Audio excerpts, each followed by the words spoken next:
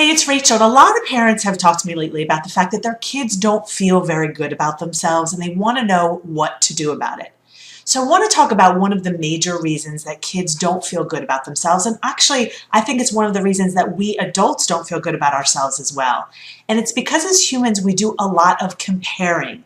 Even a younger child may look at an older child, an older sibling, and think that that child can do more, so they're not good enough.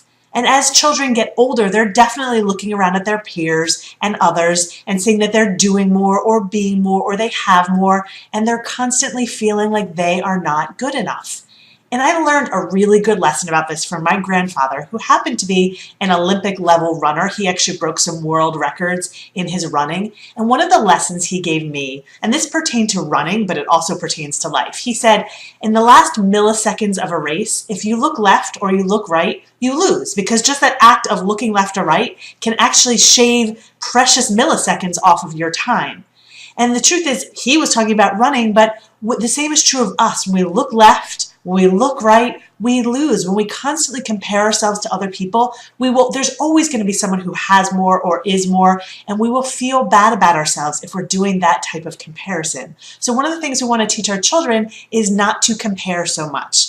The problem is you can't tell your children not to compare so much because our brains are actually wired to compare. There are reasons that we do that. So you can't tell them not to compare. But one of the things you could do to combat this is teach them that they are valuable. Because what's interesting is when we look at someone else, we're really only upset when we feel like someone else has something that we don't have. Like, for example, if your neighbor gets this nice brand new shiny car and you're driving an old clunker, you're probably going to be a little bit jealous. But if you also have a brand new shiny car, if you feel good about yourself, you're actually happier for them. You're not jealous of them. You don't feel worse about yourself. You actually feel like you are enough. So we can do that for our kids. We can teach them that they are enough, and then they don't feel so bad when they compare themselves to other kids. So how do we teach them that they are enough? Again, it's not necessarily by telling them that they're enough. There are things we can actually do because we know that actions speak louder than words. So one of the first things you can do is just notice things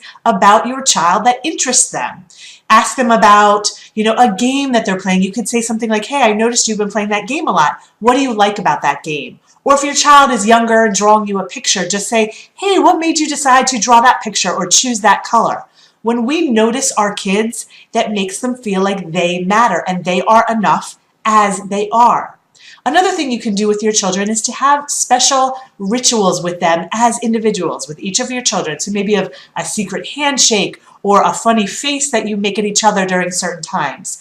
But telling them that you want to spend the time to have something unique with them can make them feel like they are valuable in themselves as they are.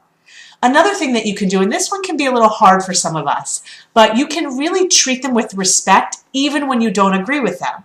So maybe they were mean to their brother or sister. We can say something like, I don't like how you treated your brother or sister, but I bet there was a reason you did that. So let's start where you are, because you do need to change your behavior, but we're going to start at the place where you are and teach you to do something different.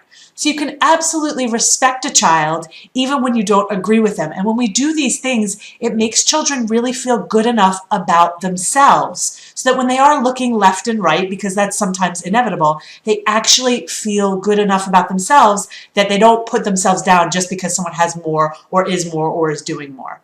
So if you have any questions about how to improve your children's self-esteem, feel free to reach out to me at rachel@bailey.com. And as always, check out my Parenting Academy, where I give you solutions for improving your children's behavior and self-confidence, but also solutions for you to find the time and energy to be the parent you want to be. That's at rachelbaileyparentingacademy.com. I'll see you next time.